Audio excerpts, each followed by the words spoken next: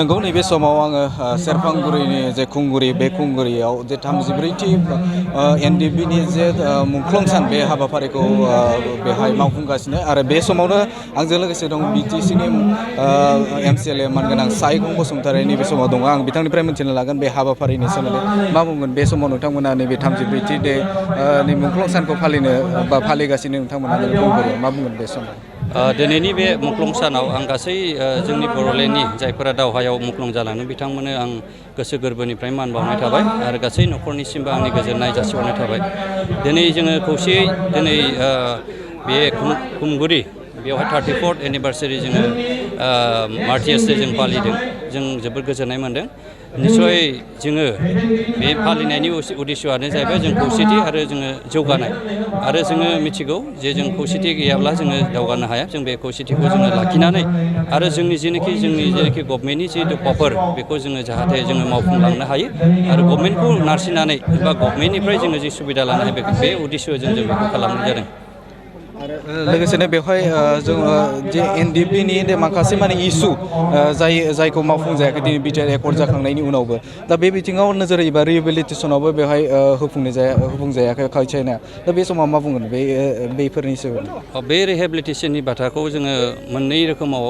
जोङो सावरायनाय जादों जेब्लानो बिटिआर एकर्ड जादों बे समावनो जोङो बेनि आवगायनो जों सावरायनाय जादों जे रिहेबिलिटेसन होननानै बुङोब्ला एक्स केडारफोर दा बिनि बिसय थांनानै थानायनि बेब'स्थाखौ खालामनानै होनांगोन। दा सरकारा माब्रै खालामगोन बेयाव मोननै माबाखौ राननाय जादों मोनसेया जाहैबाय मेलेसिया आरो मोनसेया जाबाय हार्डकर दा बे हिसाबै सरकारा गनायदों हिसाबै थांनाय बारावबो मर देन 4000आ दिनै हार्डकरल' नङालासिनो दिनै मेलेसिया जायफोरा सापर्ट खालामबोदों बिथांमोना मोनदों। दा बे हिसाबै जोङो दाबि दावा दं जोंहा भेरिफाइड जाखानाय दङ निस्सय जों आसा खालामदों जेनोखि भेरिफाइड जानानै थानाय आरो जायफोरा दिनै एनडिबिनि मुं थिसनजानाय बिथांमोना निस्सय मोननांगौ आरो बेबायदि लाइनाव जोङो सरकारखौ नारसिनबाय थागोन आरो बुंलांबाय थागोन आरो जोङो खोलोबै बे बाजेटजों हिसाबै आसामनि बाजेटजों बा सेन्ट्रेलनि बाजेट हिसाबै बेफोर जाफुंगोनखौ जोङो मिजिंथिदों आरो लामाखौ जोङो नुनानै दङ। मुंख्लं खाम्फानि जिहेथु लुनो एनडिबिनि गोबां मुंख्लं जाबाय दिनै मुंख्लं नोंथांमोना बेवहाय सानखौ फालिदों दा बे समाव मुंख्लं खाम्फा लुनायनि जे बिथिङाव एनडिबि हिसाबाव नोंथाङा मा बुंगोन? बेथ' एकदम जोंनि मोनसे जारिमिन जाय हारिया मोनसे जारिमिन गैयाब्ला थांनानै थाया बे मुंख्लं खाम्फाखौ आं बेक्तिगत हिसाबै आवगायनिफ्रायनो नाजाबोबाय थादों जे सेमेट्रि बेखौ लुनांगौ बे गैयाब्ला जोंहा मोनसे 50 इयार्सनि उनाव जोङो जेनोखि नांबोनायनि हिस्ट्रि जे बे बर'आ जे बे ओनसोलाव जे रायजो जाबोदों बे गोमोरलांगोन दा बेनिखायनो जोङो बेखौ मेन टप प्रायरिटि आंनिया बे फैगोन एसेमब्लियावबो नोंथांमोना बे कुइसनखौ आं खालामनाय जादों निस्सय जोङो मोजां परिबेस मोनोब्ला आरो सरकारा जुदि दिदोमै थिगै जुदि मोजाङै गोहोगोरा खालामनानै जुदि खालामोब्ला जोङो मावनो हागोन बेखौ आं आसा खालामदों निस्सय बे मावजानाय जागोन आरो जों बेखौनो टप प्रायरिटि जों नारसिनगोन खारन जों बेयो जाहैबाय उन जोलैनि धोन जों बेखौ गालांनांगोन आरो बेजोंसो जोंनि जाथिया गेरेमसा हारि दानायनि मोनसे बेयो साप्लिमेन्ट जागोन दा बेनिखायनो आं बेखौ इम्परटेन्ट खालामबाय बेखौ खालामगोन आरो निस्सय मोजां सम बोथोर फैयोब्ला निस्सय बेखौ बाजेट खालामनानै हयथ' लानाय जागोन आं बेखौ आसा मिजिंथिदों। मुंख्लं जाय बिथांमोना नैबे एनडिबिनि गोलाव सम संग्राम खालामनाय मुंख्लं जाबाय बिथांमोननि रिहेबिलिटेसननि होनायनि बाथ्रा बुंदोंमोन बे समाव बिथांमोननि रिहेबिलिटेसननि खामानिया बेसेबां आवगायना दं? ओरैनो बे जाखिनि एक्सग्रेसिया बिथांमोननि थाखाय जोंनि जेनोखि सरकार बे मोनसे नाजाबाय थादों निस्सय फैगोन बोथोरफ्राव बेखौ मोनसे मोजाङै स्र'यै खालामनायखौ जोङो नुनो मोनगोन गोबां बेबायदिनो कभिडजों थांबाय माखासे गोबां दाफुंनांगौ लुफुंनांगौ समाव निस्सय माखासे समफोरा ओरैनो थांबाय दा मोजां परिबेस फैबाय मोजां बोथोर फैबाय जों आसा खालामदों निस्सय नैबे जेनोखि एक्सग्रेसिया थैनायफोरनि थाखाय जेनोखि बान्था एक्सुवेलि बान्था होननानै बुङोब्ला भुल जागोन बियो बान्थाबो नङा जास्ट बेखौ एसे अननायजों बेखौ होनाय जों बेखौ नारसिनबाय थादों आरो निस्सय बेखौ जोङो मावफुंनानै होथारगोन आरो बेखौ जोङो बेनो जोंनि मोनसे दाबि जागोन। नंगौ बिथांनिफ्राय जोङो माखासे बाथ्राखौ मिथिना लाबाय दा बेवहाय जे फुंबिलिनि जे हाबाफारि बायदियै 34थि मार्टियार्स डेनि जे बिबार बावनाय बे बिबार बावनाय हाबाफारिया बेवहाय सोलिगासिनो बेवहाय एनडिबिनि गोबां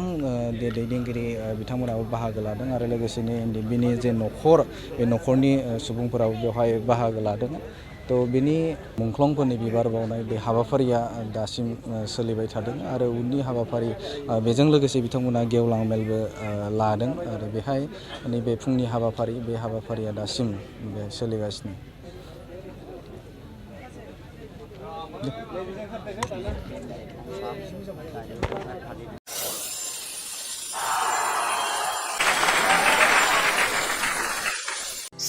কোকৰাঝাৰবাসী জনগণ, ইয়াৰ দ্বাৰা কোকৰাঝাৰ পৌৰসভাৰ অন্তৰ্গত অঞ্চলত বসবাস কৰা জনগণলৈ এটা জৰুৰী ঘোষণা আগবঢ়োৱা হৈছে।